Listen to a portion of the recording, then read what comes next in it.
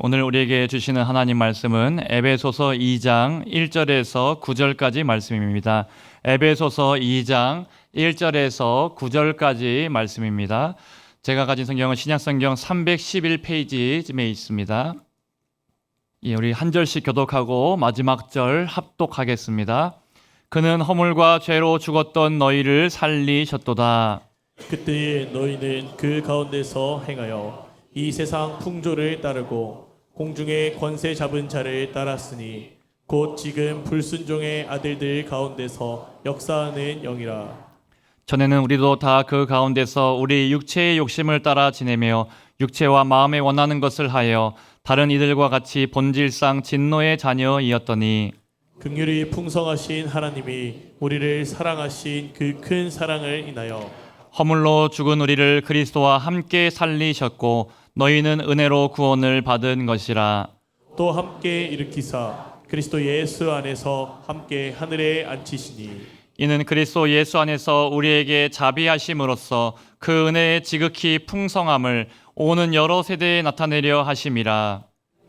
그 은혜에 의하여 믿음으로 말미암아 구원을 받았으니 이것은 너희에게서 난 것이 아니요 하나님의 선물이라. 함께 읽겠습니다. 행위에서 난 것이 아니니 이는 누구든지 자랑하지 못하게 하렴이라. 아멘.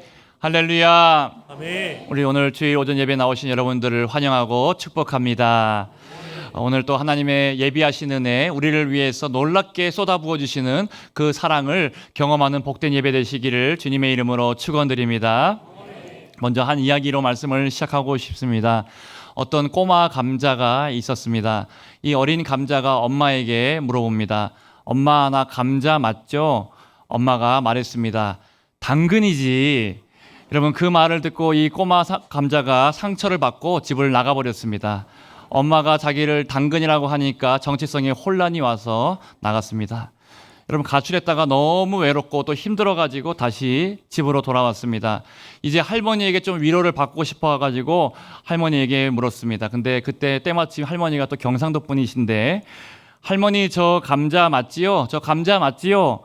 할머니가 말씀하십니다. 오이야, 오이야. 여러분, 꼬마 감자에게 오이야 오이야 했다가 이 감자가 큰 상처를 받고 집으로 돌아오지 않았다는 아주 슬픈 이야기가 있습니다. 여러분, 웃고 지나갈 수 있는 이야기지만 우리의 정체성과 관련된 아주 중요한 재미난 이야기입니다. 우리는 인생을 살아가다 보면 내가 누구인지 알고 사는 것이 참 중요합니다. 여러분, 자기 정체성이 분명하지 않은 사람은 자존감이 낮은 채로 살기도 하고, 반대로 내가 누군데 라고 하면서, 내가 누군데 감히 하면서 교만에 빠진 채 살기도 합니다. 여러분, 구약에 나오는 다윗과 사울을 한번 생각해 보십시오. 이 사울 왕은 내가 누군데 감히라고 말하면서, 그렇게 말하면서 마음껏 이렇게 살았던 사람이었고, 다윗은 내가 무엇이간데 라고 하면서, 하나님, 내가 무엇이간데요 나와 우리 가정에 이런 은혜를 베푸십니까? 라고 고백했던 사람이 다윗입니다. 여러분, 내가 누군데 라고 하면서 사울이 그렇게 살았을 때 어떻게 되었습니까? 여러분, 사무엘이라는 선지자가 와서 예배를 인도해야 하는데, 사울 왕이 자기 마음대로 내가 왕이니까 예배하겠다라고 하면서 예배를 인도했습니다. 그 순간에 하나님께서 사울 왕에게 내가 너를 폐위하고 다윗을 왕으로 세워야겠다라고 말씀하셨습니다. 여러분, 반대로 다윗은 뭐라고 고백했습니까? 하나님, 도대체 나는 누구이오며 우리 집은 무엇이간데 하나님 우리에게 이렇게 큰 은혜를 베푸십니까? 이것이 다윗의 고백이었습니다. 왕이 되기 전에 목동으로 있을 때든지 왕이 되고 난 이후에든지 언제나 다윗은 하나님 앞에 내가 무엇이간데 라는 고백으로 하나님 앞에 겸손하게 나아갔습니다. 여러분, 비슷해 보이는 말인데 내가 누구인데 또 내가 무엇이간데, 이 두 문장은 완전히 다른 인생을 그렇게 갈라놓는 말이다라고 할 수 있습니다. 너 내가 누군지 알아? 내가 누군데 이렇게 대해라고 말하면서 자기를 높이는 교만의 말이 될 수도 있고, 나를 내가 정말 무엇이간데라고 고백하면서 겸손하게 또 하나님 앞에서 은혜를 구하는 말이다라고 할 수 있습니다. 여러분, 진짜 나쁜 죄인이 누군지 아십니까? 회개할 것이 많은 진짜 나쁜 죄인이 그런 죄인이 아니고요. 진짜 나쁜 죄인은 내가 죄인인지 모르고 또 회개하지 않고 내가 뭘 잘못했는데 내가 누군데라고 말하면서 자기를 의롭고 교만하게 여기는 사람이 진짜 나쁜 죄인이다라고 할 수 있습니다. 생각해보면 때로는 은혜가, 하나님의 은혜까지도 죄인을 만들어버리는 때가 있는 것 같습니다. 여러분, 하나님의 은혜로 값없이 대가 없이 죄의 용서함을 받다 보니까 이 은혜가 얼마나 귀하고 또 내가 용서받는 것이 얼마나 대단한 일인지 여러분 깨닫지 못하고 당연하게 또 무감각하게 여길 때가 있습니다.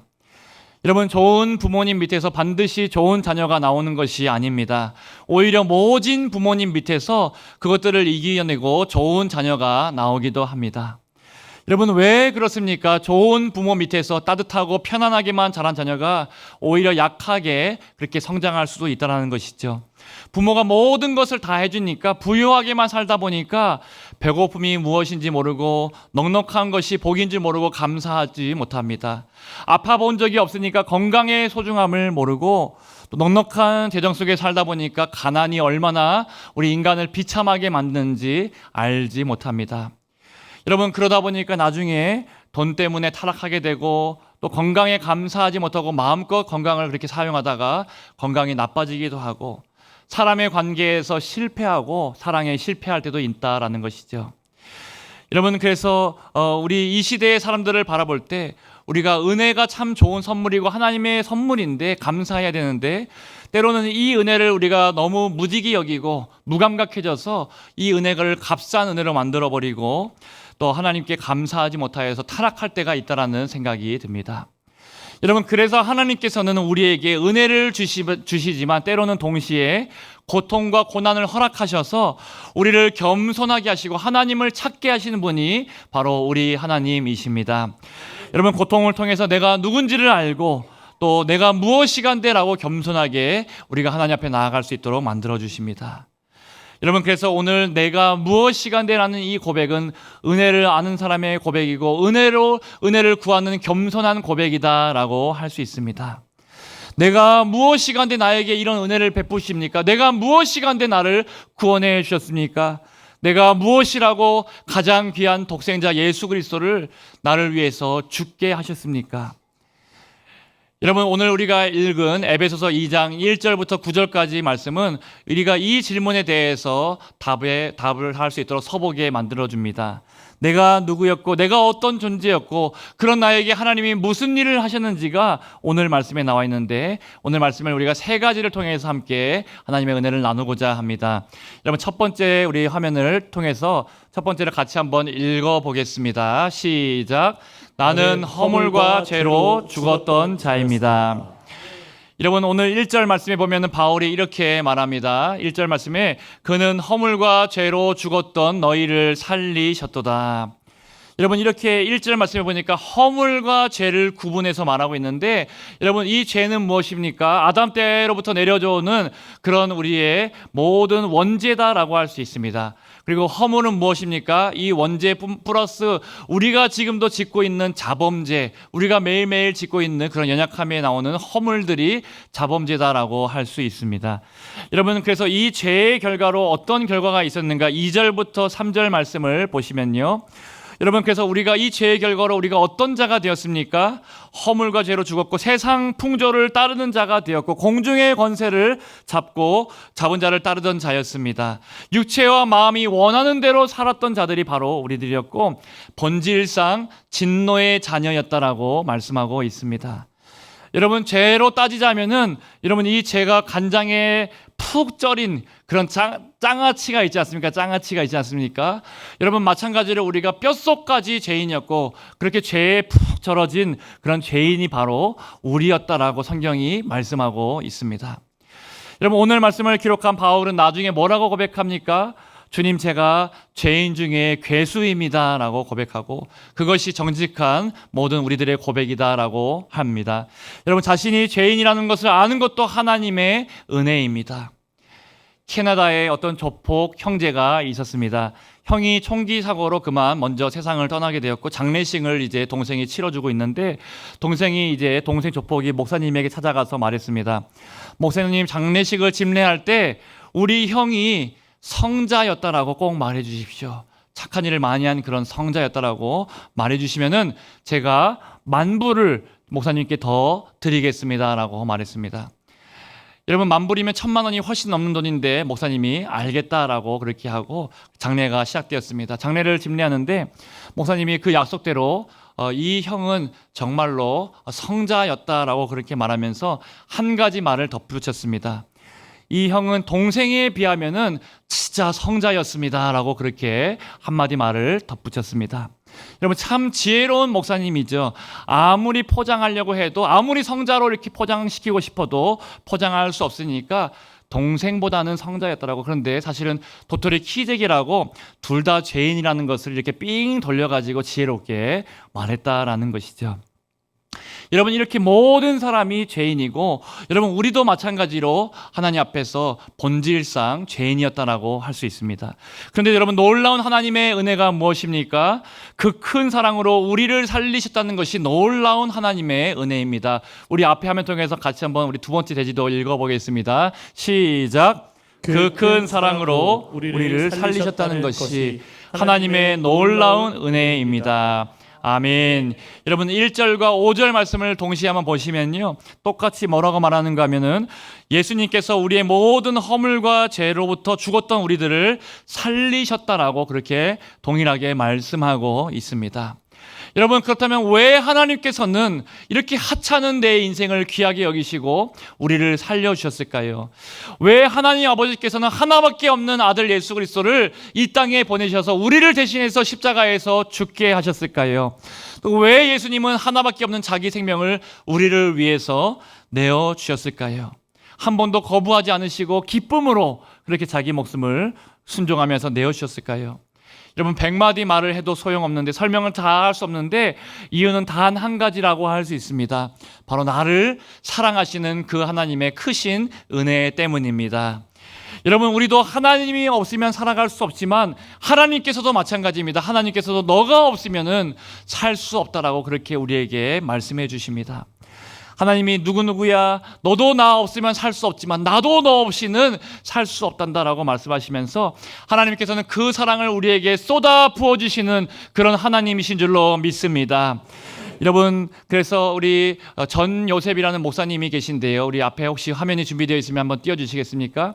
이 전 요셉 목사님이 자기의 하나밖에 없는 딸이 이제 근육병이라는 희귀병에 걸리니까 어떻게 합니까? 이 딸의 병을 치료하기 위해서는 희귀병이어서 46억인가요? 큰 돈이 들어서 도무지 목사님으로서는 감당할 수 없는 그런 금액이라서 자기가 할 수 있는 것이 아무것도 없다라는 것을 깨닫게 됩니다. 그래서 이 목사님이 기도하다가 하나님이 주시는 마음을 가지고 그래도 자기 딸을 포기할 수 없으니까 자기 딸을 위해서 모금을 해야겠다라고, 내가 국토 대장정을 해서 국토를 한번 딱 이렇게 순례를 딱 하겠다라고 해서 서울의 광화문에서 시작해서 전국을 이렇게 걸어서 이렇게 유튜브로 또 그 모습을 송출하면서 모금을 했다라고 합니다. 여러분, 이 목사님이 내가 아무것도 할 수 없는데 그래도 포기할 수 없으니까 어떻게 합니까? 딸을 위해서 그렇게 열심히 걷고 또 걷고 뛰기도 하고 걷기도 하면서 딸을 위해서 모금해가지고 많은 돈이 또 모금이 되어서 딸을 위해서 살리는 일에 그렇게 쓰이게 되었다라고 합니다. 여러분, 그렇죠. 자기 딸이 지금 죽어가고 있는데, 자기 딸이 지금 아파서 희귀병으로 고통 가운데 있는데, 여러분, 가만히 있을 부모가 어디 있겠습니까? 전요셉 목사님처럼 무슨 수를 쓰더라도 내 직장도 중요하지만 또 내가 해야 될 일도 중요하고 우리 남편과 아내도 중요하지만 자기의 자녀를 위해서 모든 것을 쏟아 부어줄 수 있는 것이 바로 아버지의 마음, 또 하나님 아버지의 마음이 그런 마음이다라고 할 수 있습니다. 여러분, 이 마음이 에베소서 2장 4절부터 7절까지 나와 있는데요, 앞에 한번 띄워주시면요, 제가 간단하게 말씀드리면은 하나님은 긍휼이 풍성하시고, 그리고 중간에 보시면은 그 큰 사랑으로, 그리고 마지막쯤에 보시면은 은혜의 지극히 풍성함으로 우리에게 그 사랑을 쏟아 부어주셨다라고 말씀하고 있습니다. 여러분, 하나님의 긍휼과 은혜와 사랑에 대해서 뭐라고 말씀하고 있는가? 다 풍성하게 말씀하고 있죠. 긍휼이 풍성하시고 그 큰 사랑으로, 그리고 은혜의 지극히 풍성함으로 우리에게 그 사랑을 쏟아 부어주신 분이 우리 하나님이신 줄로 믿습니다. 하나님의 사랑은 조금만 주고 마는 사랑이 아닙니다. 겨우 한두 방울 조금 찔끔찔끔 이렇게 부어주시는 사랑이 아닙니다. 하나님은 우리에게 사랑을 쏟아 부어주십니다. 긍휼을 쏟아 부어주십니다. 은혜를 쏟아 부어주십니다. 우리에게 보혈로 씻겨주시고 성령으로 우리를 씻으시고 버림받은 우리를 그리스도와 함께 다시 살려주시는 분이 우리 하나님이십니다.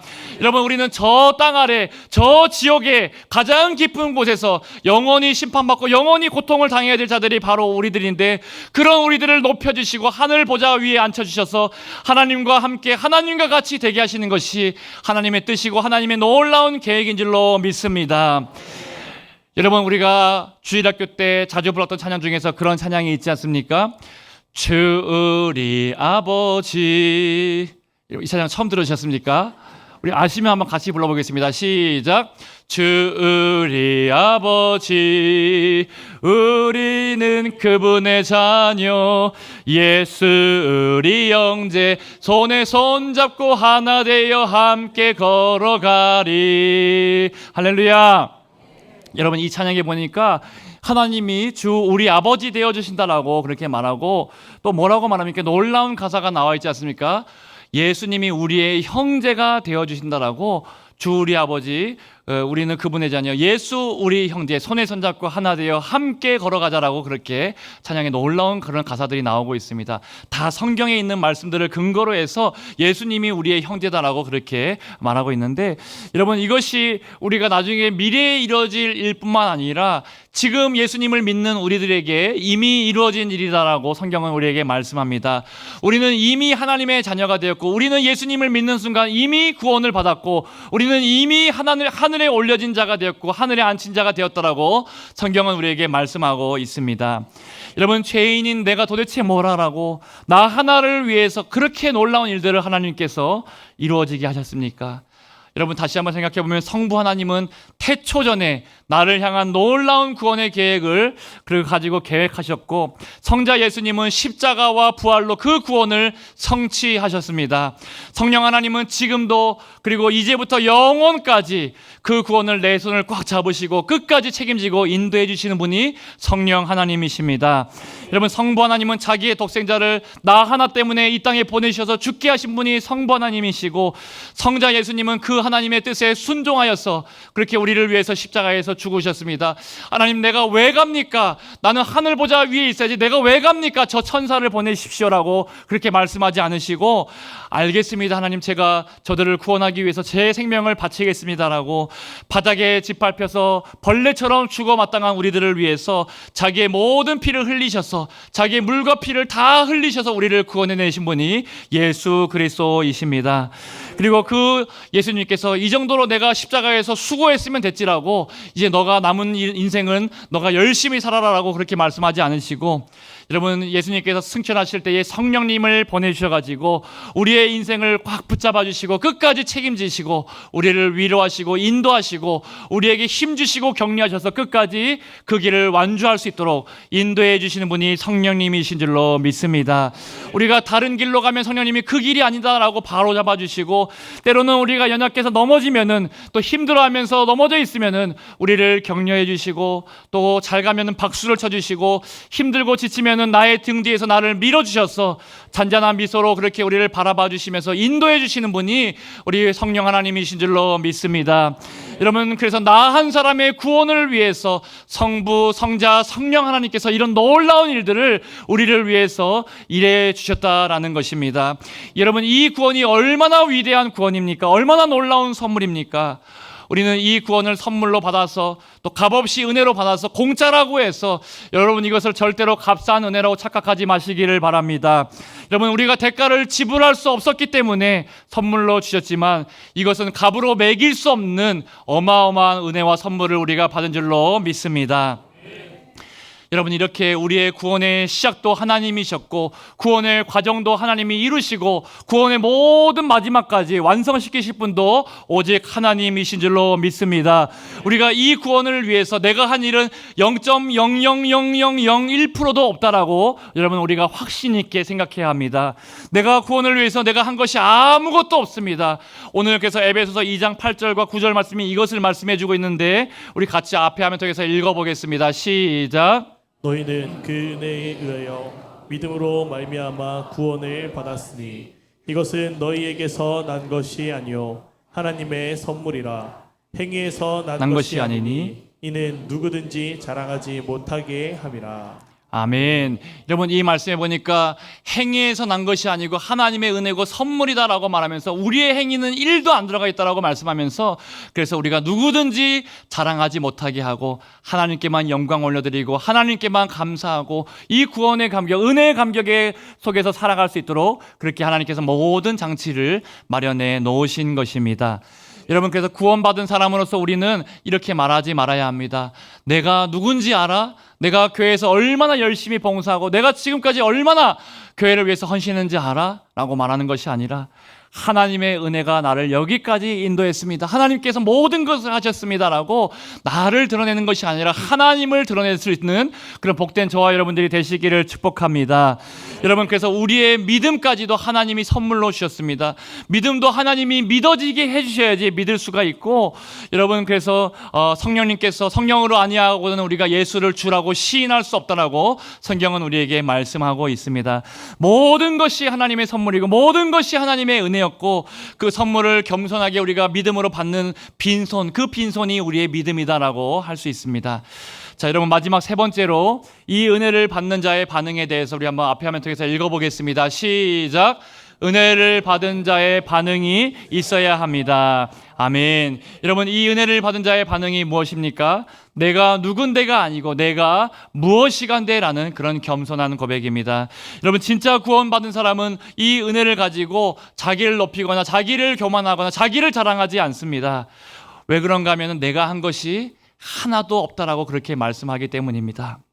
여러분 사울 왕이 자기를 높였습니다. 내가 누군데라고 하면서 자기 마음대로 예배를 인도하였는데 그러다가 망했지만 다윗은 어떻습니까? 왕이 되기 전이나 왕이 되고 난 이후에나 언제든지 하나님 내가 무엇이간데 이런 은혜를 주십니까? 라고 하면서 하나님만 높였고 그런 다윗을 하나님께서 높여주셨습니다. 여러분 누가복음 18장에 나오는 바리새인과 우리 세리의 기도도 한번 기억해 보십시오. 바리새인은 내가 누군데라고 하면서 자기를 자랑하였습니다. 뭐라고 기도했습니까? 하나님 나는 이 세리와 다르게 토색, 불의, 간음 어떤 죄도 안 짓고 11조 헌금도 많이 하고 금식 기도도 하고 저 말과 행동이 다른 부족한 세리와 같지 않음을 감사합니다라고 말하면서 나는 신앙생활 열심히 하고 봉사 열심히 했고 열심히 저렇게 믿음이 없는 자들과 다르게 열심히 신앙생활 했습니다라고 그렇게 말했던 사람이 바리새인이었습니다. 여러분 그렇게 기도할 정도면 평상시에 얼마나 세리를 무시하고 믿음이 약하고 너가 죄인이다라고 얼마나 그렇게 비판하고 판단하고 평가절하했을까요? 여러분 그런데 반대로 세리의 기도는 어떻습니까? 감히 하늘을 쳐다보지 못하고 고개를 숙이고 가슴을 치면서 하나님 나를 불쌍히 여겨 주시옵소서. 하나님 나를 긍휼히 여겨 주시옵소서. 내가 죄인입니다. 하나님 나에게 하나님 놀라운 은혜를 베풀어 달라고 그렇게 구했던 자가 바로 세리였습니다. 여러분 그런데 하나님께서는 누구의 기도를 인정해 주셨습니까? 세리에게 너가 의인이다라고 인정해 주시고 세리의 기도를 받아 주시고 은혜를 베풀어 주셨습니다. 여러분 세리의 기도에 한마디로 정리하자면 무슨 기도입니까? 하나님 내가 무엇이간데 이런 은혜를 베푸십니까? 하나님 계속해서 저를 긍휼히 여겨주시고 불쌍히 여겨주시고 은혜를 베풀어 달라고 겸손하게 하나님 앞에 은혜를 구하니까 하나님의 은혜를 경험하게 된 것입니다. 여러분 우리가 은혜를 받고자 사모한다고 한다면 겸손하게 우리 자신을 비우고 겸손하게 하나님의 은혜를 사모하면서 하나님의 은혜를 구할 수 있기를 축복합니다. 여러분 하나님께서는 교만하고 내 마음에 내 자기 의와 또 내 욕심과 또 다른 사람에 대한 비판과 판단과 정죄로 내 마음에 꽉 차 있다고 한다면 그 사람에게 하나님께서 은혜를 베풀어 주시지 않고 내 마음을 비우고 겸손하게 하나님의 은혜를 구하는 자들에게 하나님께서 은혜를 주십니다. 여러분 우리 중국집에 가면은 여러 명이서 같이 여러 가지 음식을 시키고 뭐 짜장면, 짬뽕도 시키고 탕수육도 시켜가지고 음식을 나눠 먹을 때가 있습니다. 가족들끼리 식사할 때 그럴 일이 있죠. 그래서 짜장면을 한참 먹고 나서 이제 내가 짬뽕도 먹고 싶어가지고 덜어 먹고 싶은데 어떻게 합니까? 이 짬뽕을 짜장면 그릇에다가 담는 분들이 혹시 있습니까? 없습니까? 예, 그런 분은 없을 것입니다. 왜 없습니까?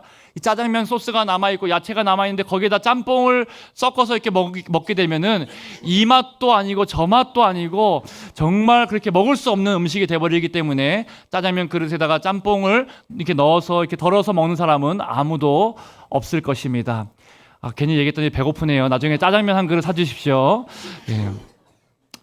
여러분 마찬가지입니다. 하나님의 은혜도 마찬가지입니다. 하나님의 은혜도 여러분 우리 안에 내 교만과 자기 의로 내가 어떤 사람인데 내가 교회에서 인정받고 칭찬받고 내가 높은 자리에 있어야 되는데라고 늘 자기 중심으로 꽉 차 있는 사람은 하나님의 은혜가 그 안에 들어갈 수가 없습니다. 왜 그런가 하면 하나님의 은혜가 들어오면은 같이 더럽혀지기 때문에 그렇습니다. 여러분 그런데 하나님 모든 것이 하나님의 은혜였습니다. 내가 지금까지 살아온 것도 하나님의 은혜였고 하나님이 앞으로 살아갈 모든 날도 하나님의 은혜로 살아갑니다라고 고백하는 자들에게는 하나님께서 겸손하게 그렇게 은혜를 구하는 자들에게 놀라운 은혜를 부어주실 줄로 믿습니다.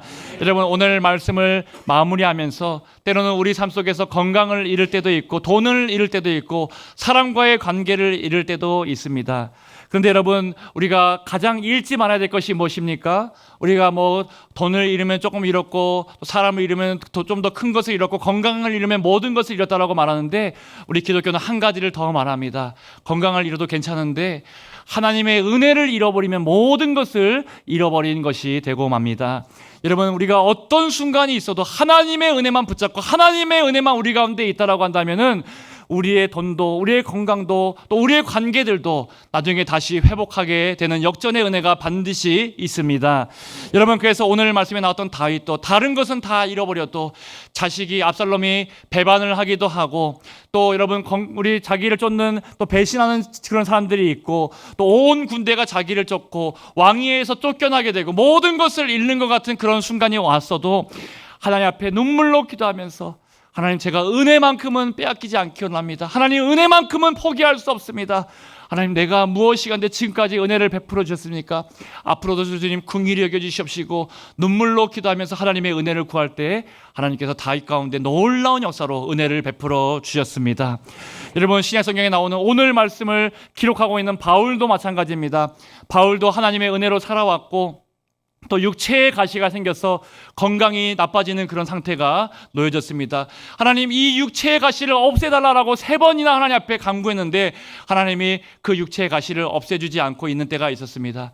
그때 육체의 가시를 통해서 하나님의 은혜를 바울이 깨닫게 됩니다. 이 육체의 가시를 통해서 네 은혜가 네게 족하도다라고 하나님께서 말씀하셨죠. 육체의 가시가 있기 전에도 하나님의 은혜로 살아왔고 육체의 가시가 있다고 하더라도 하나님의 은혜가 너를 지키니까 아무 걱정하지 말고 너의 길을 계속해서 사명의 길을 가라라고 주님께서 말씀하셨죠. 여러분 그래서 바울이 어떻습니까? 육체의 가시가 있지만 그 육체의 가시까지도 하나님의 은혜로 없는 것처럼 다 녹여내고 끝까지 바울이 사명의 길 끝까지 완주하고 하나님께 영광 올려드리게 된 줄로 믿습니다. 여러분 아무리 세상이 그리고 마귀가 우리의 모든 것들을 빼앗으려고 한다고 할지라도 은혜만큼은 빼앗기지 마시기를 축복합니다. 늘 주님의 은혜로 충만하여져서 은혜를 사모하여서 하나님께서 사랑하는 자여 내 영혼이 잘된 같이 네가 범사에 잘되고 강건케 되는 은혜와 복이 우리 모든 성도님들 가운데 넘치게 되시기를 주님의 이름으로 축원드립니다.